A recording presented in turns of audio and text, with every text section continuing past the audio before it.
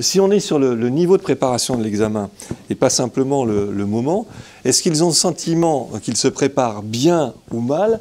Bon, vous voyez là que les élèves nous disent à 74%, oui, oui, je me prépare bien. Enfin, il y en a 4% qui nous disent, je me prépare très bien. Donc on est aussi dans un jeu où personne n'est totalement dupe, y compris les premiers intéressés qui disent oui je me prépare bien, mais enfin bon, ils savent, moi je crois fondamentalement que le temps n'est pas adapté et qu'ils pourraient améliorer leur type de préparation.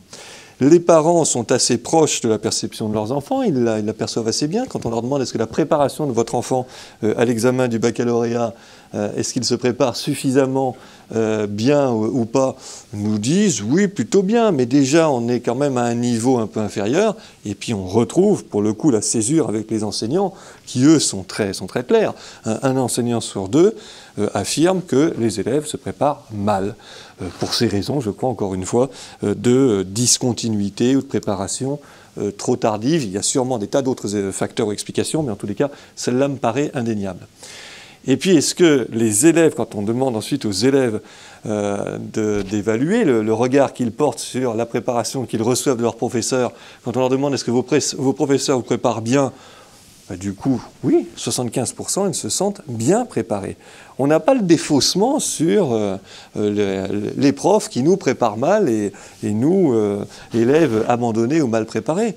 Les parents partagent cette opinion et les professeurs considèrent, alors là pour le coup c'est vrai que ça peut être assez amusant, massivement à 97%, dont 31% qui nous disent qu'ils préparent très bien leurs élèves au baccalauréat. Donc là il y a quand même un sentiment de devoir accompli de la part des enseignants qui est tout à fait massif.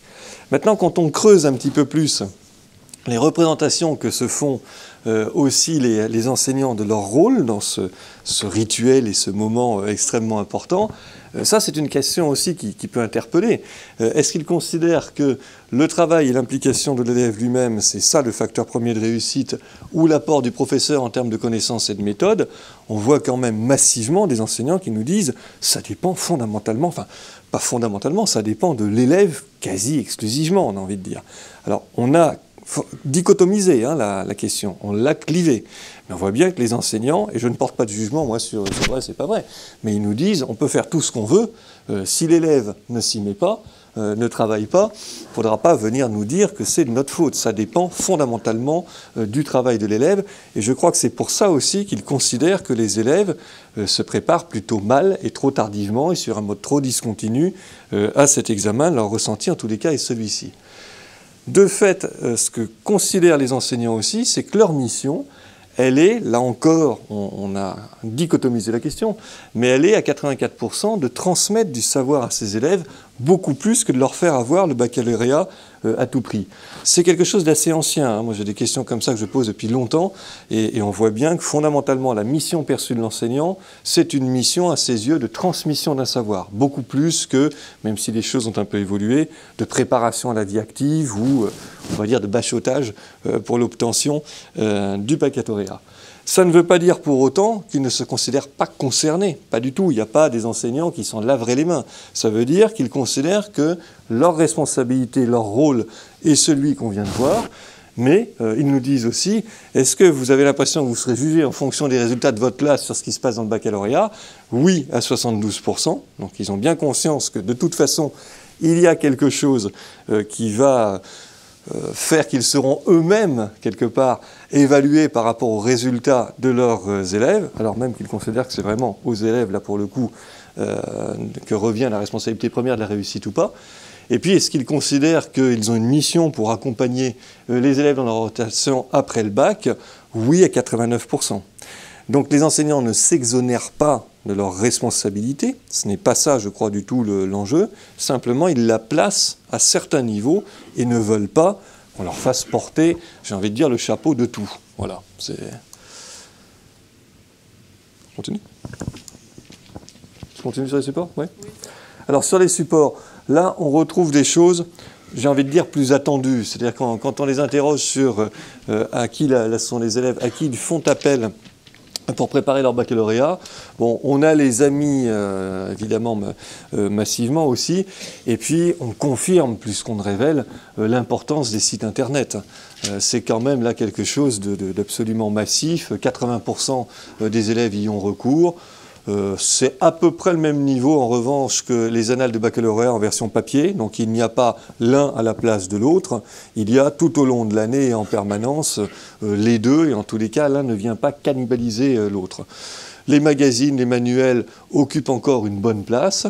Les parents, quand même un peu, donc on voit bien, ce n'est pas ce que les parents vont nous dire d'ailleurs, mais les élèves qui nous disent que les parents les aident à préparer leurs examens de baccalauréat.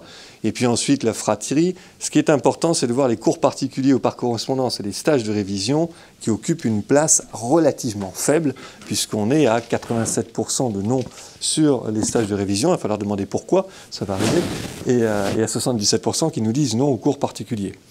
Alors, ce n'est pas parce que dans les pratiques, on n'y a pas ou peu recours, même si on peut considérer que les 13%, ce n'est pas totalement négligeable, ce n'est pas parce que dans les pratiques, c'est donc peu fréquent qu'il n'y a pas quelque chose d'important qui se joue là. Je vais y revenir dans un instant, mais juste petite parenthèse pour compléter ce premier slide sur la question auprès des parents. Quel est le rôle des parents? Comment est-ce qu'eux-mêmes se considèrent? J'ai envie de dire, ils ont un rôle de nourricier et de stabilisateur. Vous vous occupez de son cadre de vie, donc c'est la logistique principalement, et vous le rassurez, vous l'encouragez lorsqu'il manifeste du stress dans la préparation au baccalauréat. Loin derrière, on lui achète des annales du bac, des livres, etc. Donc pour les parents, c'est principalement ces deux premières fonctions. Les élèves nous disaient qu'ils les aidaient beaucoup plus que cela, mais ça peut être aussi dans ces dimensions. Alors, est-ce que les stages de révision, j'y reviens, aux yeux des parents, là, représentent un coût qui est trop élevé? Vous ne pourriez jamais en faire bénéficier votre enfant, ou assez élevé, vous pourriez occasionnellement en faire bénéficier votre enfant, mais ça représenterait quand même une dépense non négligeable dans votre budget, ou acceptable? Eh bien, on a quand même la réponse au fait que peu de parents y ont recours. Il y a une barrière, il faut dire les choses très clairement, il y a une barrière à l'entrée au recours de ce type de soutien qui est une barrière financière.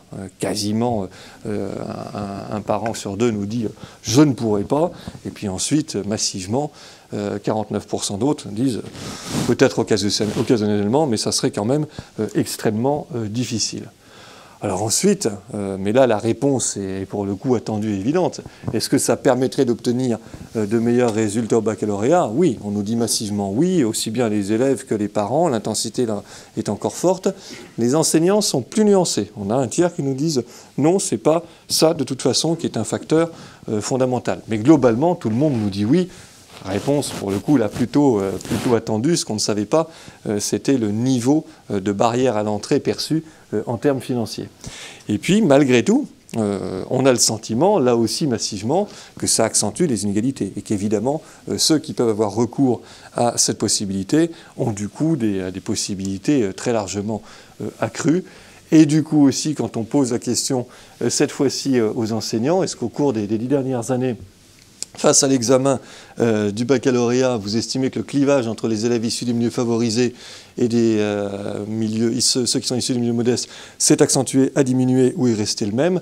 Le sentiment massif des enseignants, 49%, c'est qu'il s'est accentué et 17% seulement qu'il a diminué, un gros tiers nous disant qu'il est resté tel quel.